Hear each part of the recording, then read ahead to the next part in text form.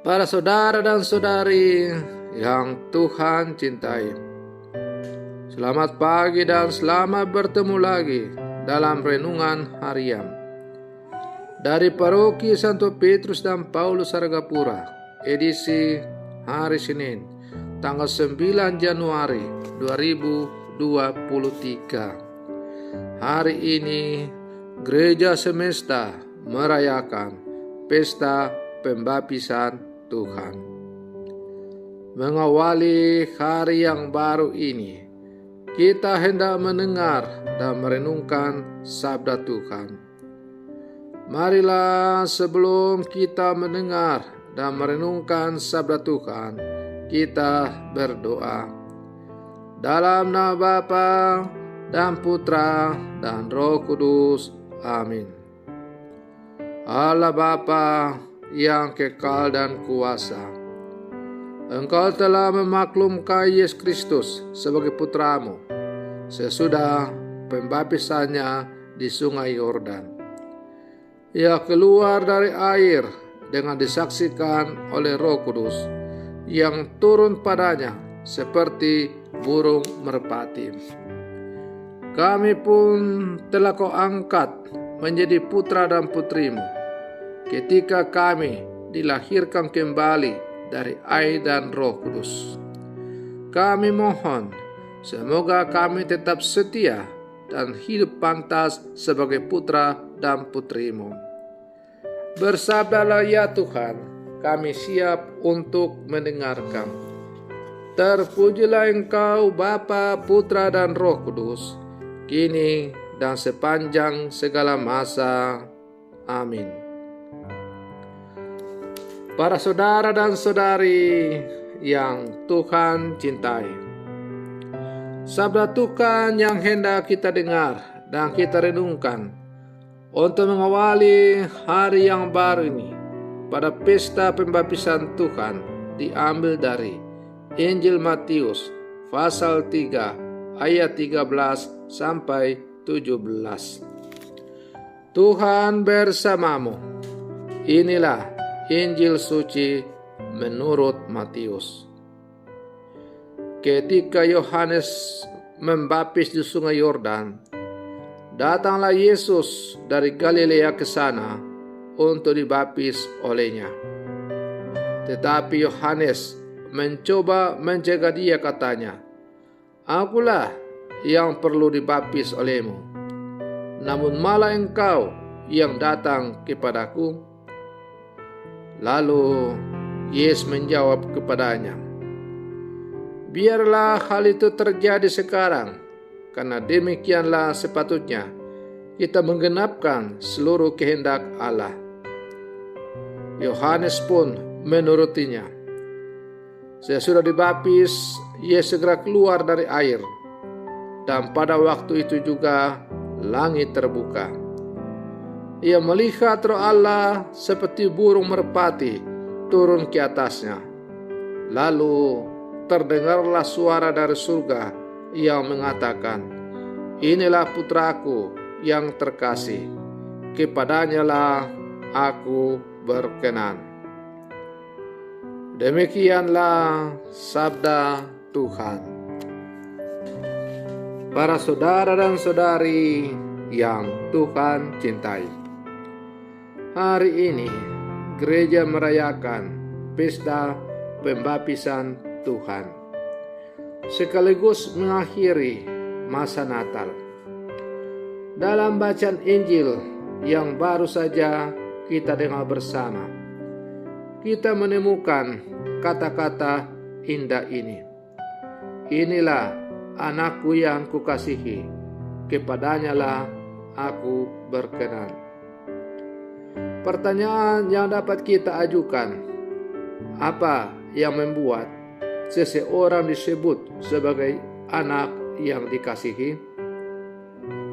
Para saudara dan saudari yang Tuhan cintai, kalau kita bermenung-menung, maka setidaknya ada beberapa hal yang dapat kita sebut sebagai alasan seseorang disebut sebagai yang dikasihi. Pertama, dia adalah anak kandung, meskipun tidak berarti bahwa kalau bukan anak kandung, lantas kurang dikasihi. Kedua, tidak nakal atau bandel, dalam arti senang mendengar nasihat orang tua dan setia melaksanakannya. Ketiga, berbakat dan berprestasi. Biasanya, ibu-ibu bahkan bapak-bapak sangat senang menceritakan anaknya yang berprestasi di kelas, yang sering menjadi utusan sekolah dalam suatu ajang kompetisi, dan seringkali mendapat penghargaan atau piala. Keempat, santun, ramah, mudah akrab dengan siapa saja, sehingga disenangi oleh siapapun. Kelima, rajin dalam banyak hal, sehingga bisa dengan mudah membantu mereka yang membutuhkan bantuan.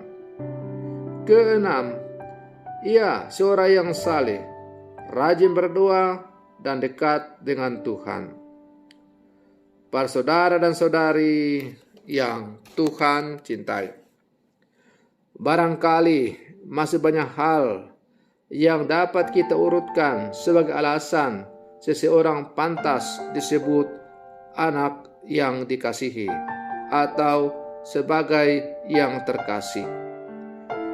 Yesus Sang Putra Tunggal Bapa memiliki semua kualitas positif itu, bahkan melebihi semua itu, karena ia datang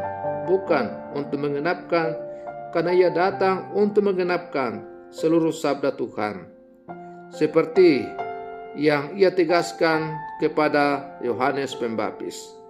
Biarlah hal itu terjadi, karena demikianlah sepatutnya kita menggenapkan seluruh kehendak Allah.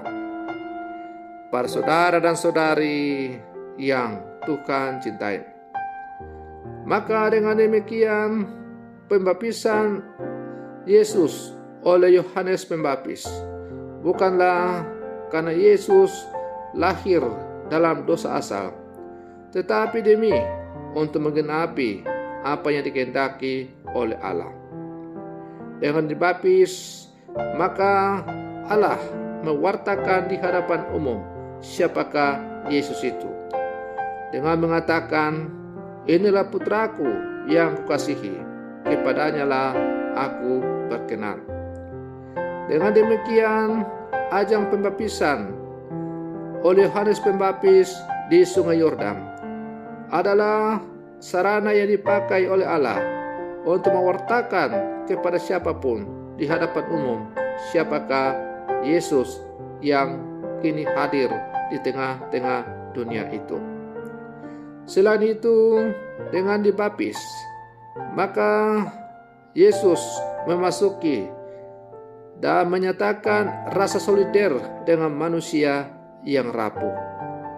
Dengan dibaptis, maka dengan menjadi solider dengan manusia, ia akan lebih mudah untuk menggenapi manusia, karena Yesus seakan-akan sudah senasib dengan manusia. Nah, menurut kebiasaan, biasanya orang yang sudah merasa senasib, maka akan mudah untuk diterima. Para saudara dan saudari yang Tuhan cintai, kita yang hidup sama sekarang juga bolehlah dikatakan sebagai anak-anak Allah. Kenapa?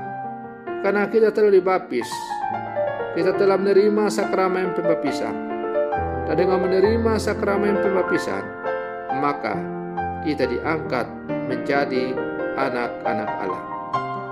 Kita bukan hanya dibersihkan dari dosa-dosa asal kita, tetapi lebih daripada itu, kita menjadi manusia yang merdeka, karena kita dinyatakan dan diangkat sebagai anak-anak Allah.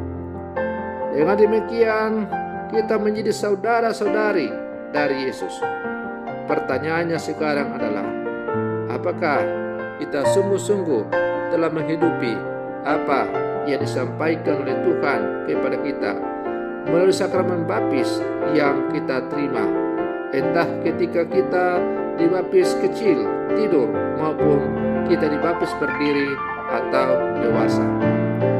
Yang jelas, dengan menerima sakramen pembaptisan, kita menerima 3 tugas dari Kristus, yaitu menjadi nabi, menjadi imam, dan menjadi raja. Menjadi nabi berarti kita diajak untuk ikut terlibat secara aktif untuk mewartakan Injil dalam kehidupan kita sesuai dengan kapasitas kita masing-masing. Menjadi raja berarti kita diajak untuk melayani, saling menjaga, melindungi, mengambil bagian dalam pelayanan kepada sesama. Dan menjadi imam berarti kita dipanggil untuk melayani dalam seluruh kehidupan kita. Para saudara dan saudari yang Tuhan cintai, maka sebagai murid-murid Yesus yang hidup bersama sekarang, yang telah diangkat menjadi anak-anak Allah lewat sakramen baptis yang telah kita terima masing-masing, mari kita hidup sesuai dengan apa yang diajarkan oleh Tuhan kepada kita.